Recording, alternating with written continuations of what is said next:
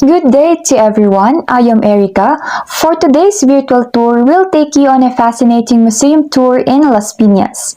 It is one of Metro Manila's fastest growing communities and is well known throughout the nation for its salt beds, jeepney factory, bamboo organ, and the Las Piñas Parañaque wetlands. Las Piñas was one of the first dwellings outside of Manila, despite only becoming a city in 1997. The city is bordered to the northeast by the stunning views of Manila Bay, to the north and northeast by the city of Parañaque, to the north and northeast by the city of Muntinlupa, to the south by the municipalities of Imus and the province of Cavite. The remaining half of the city's land area is used for industrial, institutional, and commercial purposes, with the other half already developed for residential use. The Museo ng Muntinlupa is the first place I'll be sharing and talking about. As you can see from the map, it is a location for culture and education in Muntinlupa.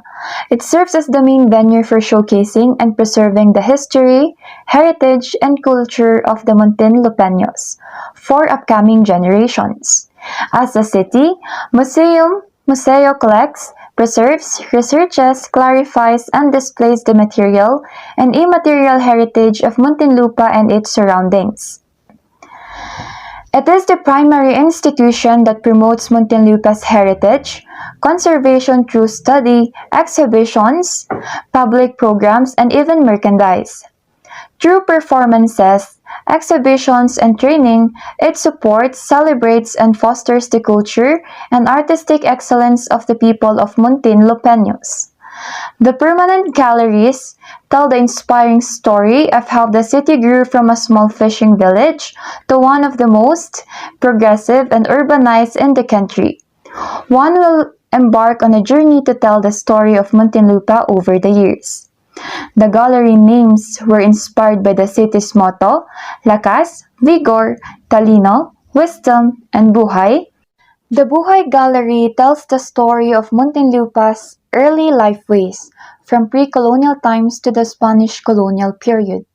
This gallery contains interactive components, such as a multimodal kinetic program depicting the early occupations and livelihood of the Muntinlupeños to make learning more enjoyable. The Talino Gallery articulates Muntinlupa's development from vast farmland during the American period to the location of nationally significant institutions during World War II. This development paved the way for Muntinlupa's growth. The development of Muntinlupa from World War II to the present is shown in the third permanent gallery, which is the Lakas Gallery. The focal points of this gallery are the projection mapping table and the sound wall devoted to those with disabilities. The 9 barangays, disaster areas, and land use plans are shown in the projection mapping table. The revolving galleries host transient exhibitions. The museo now has 2 interactive exhibits on the 3rd floor, including the Munting Bata exhibit and the Luntiang Lungsod exhibit. Munting Bata takes the audience on a journey through the lives of Tala and Nilo, best friends who grew up on the shores of Laguna de Bay in Muntinlupa. Tala and Nilo embody Muntinlupa's lakas, talino, and buhay tenets, shaping, changing, and guiding them. Another interactive showcasing Muntinlupa's diverse urban biodiversity can be found in the other room. Luntiang Lungsod investigates the foundation of the city's biodiversity while also suggesting ways for residents to help preserve the environment for future generations. I hope you guys are still with me as I share with you a piece of informative information about our second destination. The second destination that I will be sharing to you is the Village Art Gallery. It is 8.2 kilometers away from Museo ng Muntinlupa. So the travel time will be 17 minutes. Head southwest on Theater toward Commerce Avenue. Agnes Galvez founded Village Art Gallery in the comfortable suburban nook of BF Homes in Parañaque City 40 years ago. As the country's largest residential enclave, it attracted a diverse range of potential art goers, from seasoned collectors to first timers. When consumer trends shifted toward more commercial spaces, Galvez chose to stay in the Metro South. She relocated her gallery to Alabang Town Center, where it has since served the South's art communities, away from Makati's more mainstream gallery districts. Village Art Gallery is now run by Galvez' daughter. Sam Galvez Lorenzo continues to support artists from diverse backgrounds. Its primary goal is to nurture the talent of emerging artists, particularly those who have yet to establish themselves in the art world, and to provide exposure and guidance for their exciting new careers in the arts. Many of these artists have gone on to become well-known figures. One of the top art galleries in the South is the Village Art Gallery. It guarantees the best in modern and contemporary art. It has remained dedicated to upholding the artistic integrity of its creators and showcasing specifically the Filipinos' creativity. The gallery has aimed to develop the abilities of artists from the South and other regions of the nation ever since its modest beginnings. Village Art Gallery is now run by Galvez' daughter. Sam Galvez Lorenzo continues to support artists from diverse backgrounds. Its primary goal is to nurture the talent of emerging artists, particularly those who have yet to establish themselves in the art world, and to provide exposure and guidance for their exciting new careers in the arts. Many of these artists have gone on to become well-known figures. One of the top art galleries in the South is the Village Art Gallery. It guarantees the best in modern and contemporary art. It has remained dedicated to upholding the artistic integrity of its creators and showcasing specifically the Filipinos' creativity. The gallery has aimed to develop the abilities of artists from the South and other regions of the nation ever since its modest beginnings. The Makuha Art Gallery will be the third destination that I will be discussing to you, which is 7.1 kilometers from the Village Art Gallery. It will be the third museum I'll be sharing with you guys, so please bear with me. So to get to Alabang Zapata Road, take Tarnival Park and La Lane Beneath. For Filipino artists and contemporary art Philippines, Makuha Art Gallery functions more as an online gallery. It aims to promote Philippine contemporary art by showcasing the online works of well-known and upcoming Filipino artists through its venues, exhibitions, and galleries. So, every piece of art on display is from the gallery's collection. The owner developed an interest in painting after being introduced to some great Filipino painters by a relative of his wife. So, in 2013, he began to assemble a collection and acquired his first piece. Many of their friends, who were also artists, contributed additional notable works of art. After that, to display the numerous art collections, the family made the decisions to launch an online art gallery.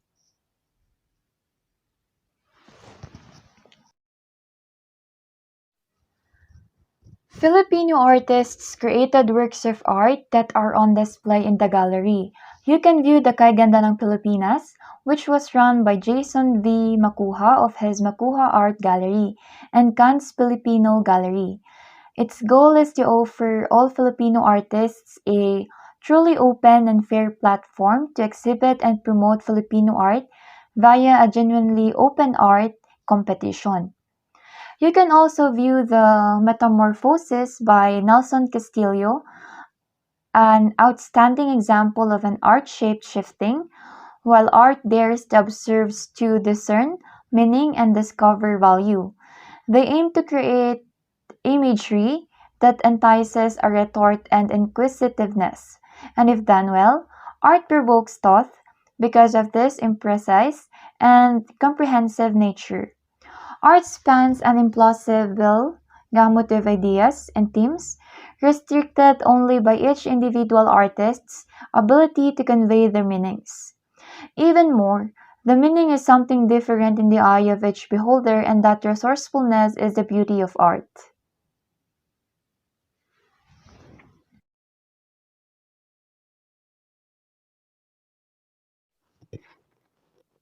In the Makuha Art Gallery, you can view numerous collections by Filipino artists.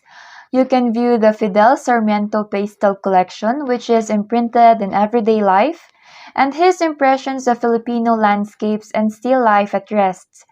His subject matter comes from things that inspire him, such as color harmonies, strong light and shadow patterns, strong value and contrasts, interesting shapes in depth, and structure.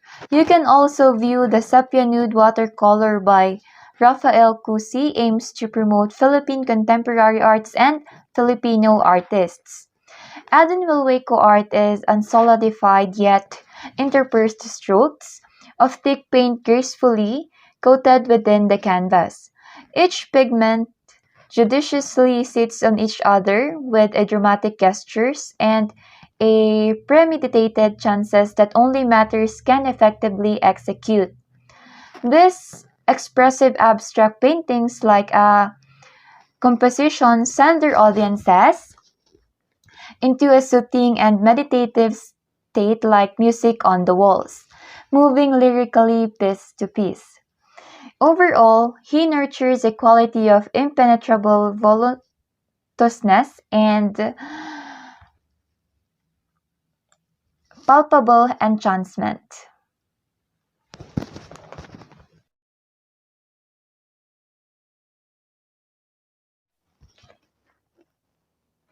You guys can also view the works of Rene Robles and Armar Ramirez in the Makuha Art Gallery. Rene Robles' art has the power to assert, transform, and transcend. This is the underlying principle of assertionism, a growing art movement. It is presented in a series of paintings with a unified theme and style cultivated by the artists throughout the years. Using vibrant and deep color palettes, he depicts blocks of colors that signify walls and partitions, geometry, hunting lines, and recurring everyday objects like light bulbs, chairs, and electric fans. His work also highlights challenging visual perspectives that suggest a sense of reminiscence, melancholy, and displacement.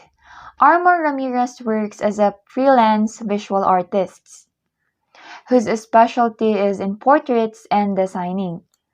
His preferred styles in painting is semi-abstract cubism, 3D mixed media on canvas, and semi-surrealism. Armor Ramirez paintings are not traditional realistic portrayals of an object from a single view.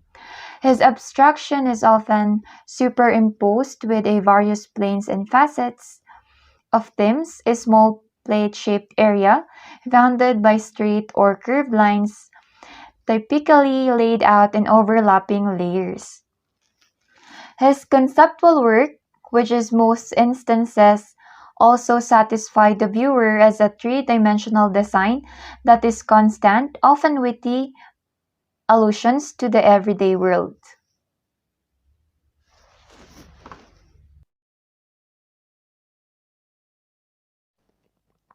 I sincerely hope that you guys are still with me as we move on to the day's last step on our virtual tour, which is the Bamboo Organ Museum. So, the Bamboo Organ Museum will be the final site where I will impart some knowledge on you guys, so please bear with me. The distance from the previous location is 8.0 kilometers. The bamboo organ is a Philippine national treasure. It is arguably Las Piñas' most defining characteristic. This unusual musical instrument was given this recognition on November 24, 2003 by the National Museum of the Philippines because it is the only 19th century bamboo organ in the Philippines that has survived and is still functioning. It has 1,031 pipes and 902 of which are made of bamboo and the remaining are made of metal.